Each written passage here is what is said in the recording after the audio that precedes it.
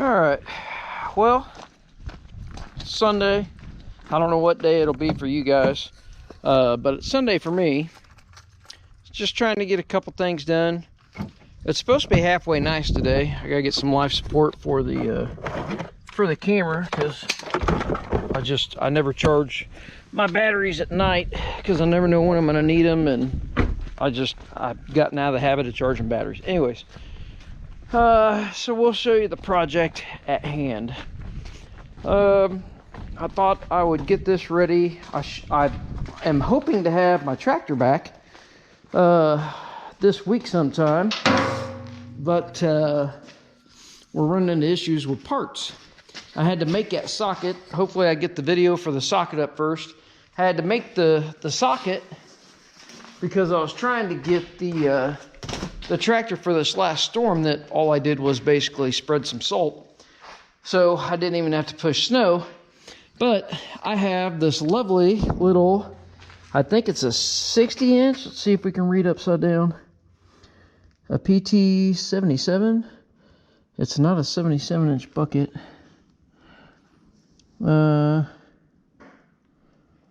Bucket material 15 fit. Anyways, it's like a 60 inch bucket. I got it from the dealer, and I believe it's new. Never really been messed with, but it's been sitting there forever. I guess the guy that bought the tractor didn't want the bucket. I don't understand. So my thought is this is just going to basically be my kickstand. You can take deer loaders off without a bucket on them, but I kind of wanted a little bit of ballast and kind of a kickstand, if you will, for the quick attach plate, just because it's in gravel. I don't have money for concrete, even though I would like to concrete. I need to cut this out this year. This is becoming a mess. Anytime I turn on this rock, it's just bringing. I never did put fabric under this because I have an incredible amount of rock. When we built the house, I got a 450 foot long driveway, but yeah, as you can see, where we drive all the time is all muddy. Then I've got rock here, and then all the way around the back of the shop, there's a big area back here, and then it comes around the shop. A lot of gravel. A lot of gravel. The bad thing is now I'd have to figure out a way to wash that to get the mud back out of that gravel, or I just got to dig it out, throw it away, put fabric down, and then redo it.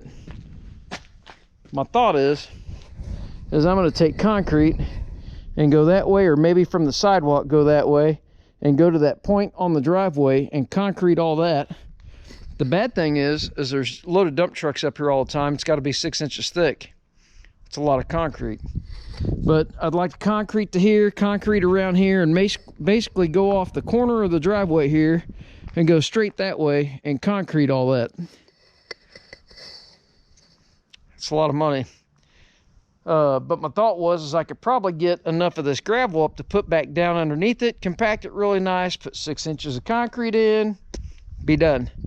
I don't know. We'll see what the economy does. It's not being very kind to me right now. But anyways, and then if we do that, I'd love to just concrete the rest of this. But if I could get that concreted to where I walk from here to there on my gravel, it just doesn't make my feet a mess. Anyways, that's not the subject.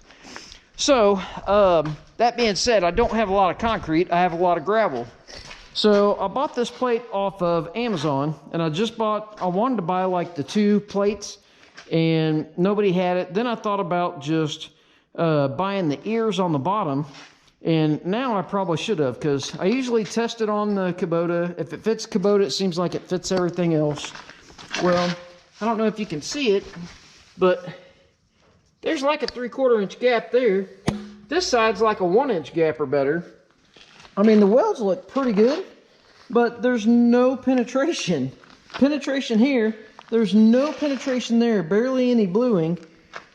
And I know I'm telling you it's just a kickstand, but every once in a while you might have to like use it and just grab some dirt or something, just in case. 2, if I ever go to sell the bucket to somebody with a tractor, I want them to be able to use it. My thought is I'm just cutting the deer things off.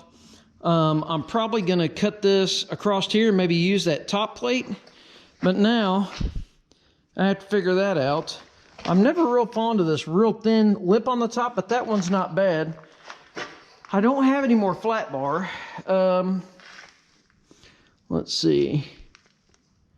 So that's really not tons of material. My thought was I could go ahead and cut this off and, you know, clamp it to the skid loader, and then I could use that flat bar in it. I don't know. Regardless, I got to pull the torch out to cut this stuff off. I was going to cut this plate off and cut right across here, and then cut these little stobs off because I don't need the deer stuff. So I guess let's get all this figured out. I don't know what to do about that. It was a cheap Amazon, like 120 bucks or something. I should have just bought one from the local guy here.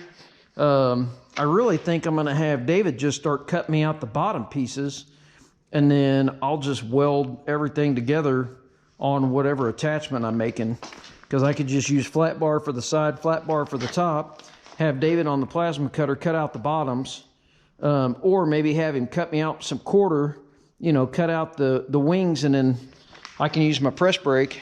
I got like a Swag off-road press brake thing for my press. Anyways, I'm talking too much. Let's get the torch out.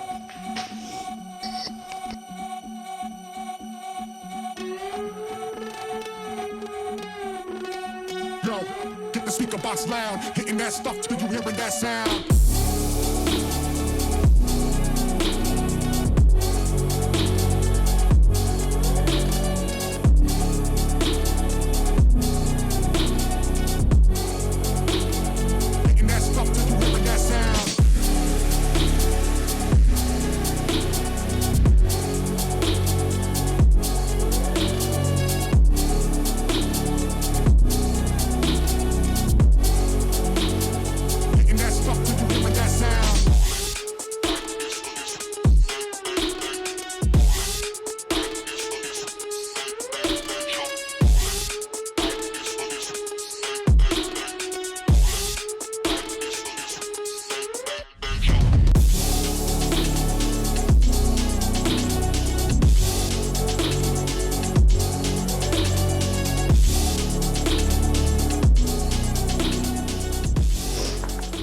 All right, well, I was slicing the weld off, and then I thought about it, and I'm like, wait a minute, that's probably the width. So I'll just go in, I'll go clean this hole up with the grinder real quick, and then I can just weld around the perimeter of that hole, and that attaches that on pretty good. So I'll just plug weld that basically with that plate. That saves me from having to clean up a whole bunch of weld and all that. I can hit this real quick with the grinder and get that cleaned up. I'll probably plug weld that and grind it off, because I would assume they shove those in through the backside. So not that, you know, moisture can't get out there. I may have to cut this tag off. Obviously this tag's probably coming off. I don't care if the sticker's on it or not. Anyways, but I thought that would make quicker work of it, and it did. Slice, pop, done. Anyways, I'll get it all cleaned up and we'll get it put back together. Well, next I guess I have to slice this off, and I'm gonna have to do something there to where those actually fit. Aggravating.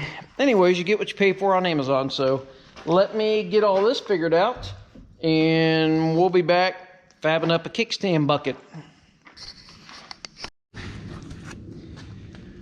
Well, I got that one test fit, and it fits good. I've already welded the top piece. I went ahead and heavily tacked this one. Let me show you what just happened. I can't believe it just happened. But I test fit it, and it kind of went pop. Wow, that skid loader pin bent that. I mean, that's like 3/8 steel. Wow. I think what I'm gonna do is I'm gonna beat this back down. Wow, that's cheap. I mean, that's 3/8 thick. how on earth did that pin? All right, I'm gonna go in there on the anvil and I'm gonna bend that back. I'm gonna flatten it back out, and then I'm just gonna take the grinder and I'm gonna relieve this in here until it fits, and then that way I can go ahead and weld that all the way up, and we ought to be good. That way it'll kind of pull it in tight. And then I think what I'm gonna do is, when they were connected, hang on, Jiminy Christmas. I know, I buy really good battery mount, or magnet mounts. What I was gonna do when they were still connected, you know, welded him back up, got penetration back in here.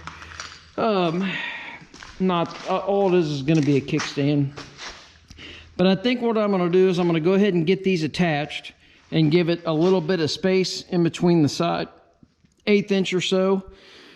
And then I'll get them clipped on, and then I think I'm just gonna go ahead and either put it up to the bucket, I'll roll the bucket back over, or I'll put the bucket on the ground. What I might do is just put the bucket on the ground, and that kind of sets the height of the hitch. But I'm probably just gonna run the hitch plates up to here anyways. And then I need to clean this up, obviously.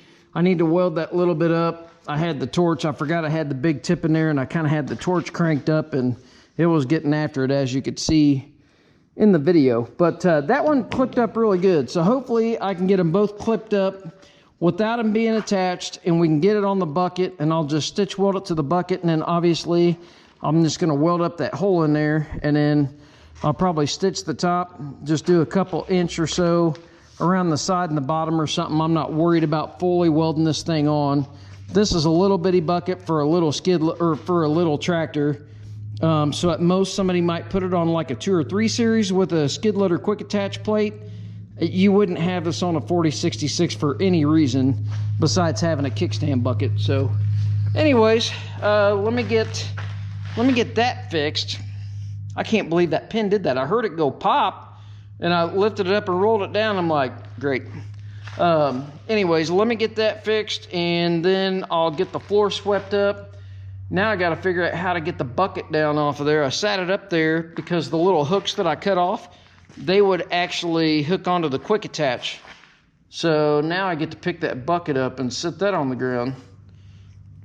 Wasn't thinking about that. All right, well, I'll get all that done, get the floor swept. We'll get back with the skid loader pushed up to it, that fitting, that fully welded, blah, blah, blah.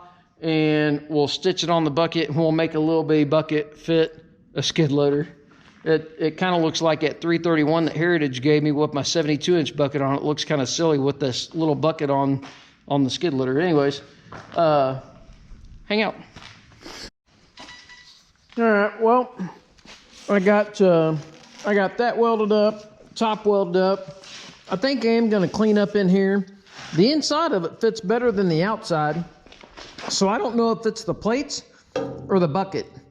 I had to weld up a gap here, pretty good gap. And it was pushed up tight against the top, so I think the bucket's got something going on with it, but I think I'm going to stitch weld in here just to make it fairly strong. Now I wish I wouldn't have dug that out, because I readjusted that top piece and it fits better now. So I'm gonna get the wire wheel on the grinder.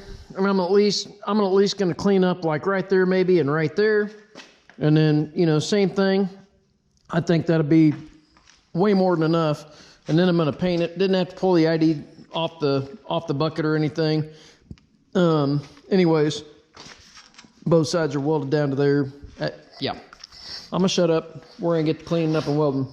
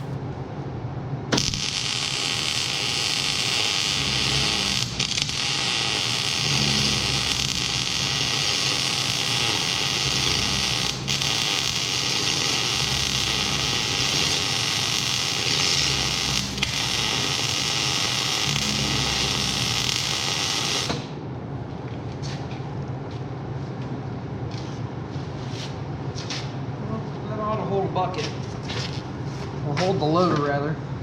Doesn't have to hold the bucket, just has to hold the loader. Not super pretty. I probably should just take an etch tube thing off. I don't know why I wanted to keep that on there. Thought it would turn out a little better, and anyways, because now there's a gap underneath it. But like I said, all it is, I'm literally calling the bucket a kickstand. So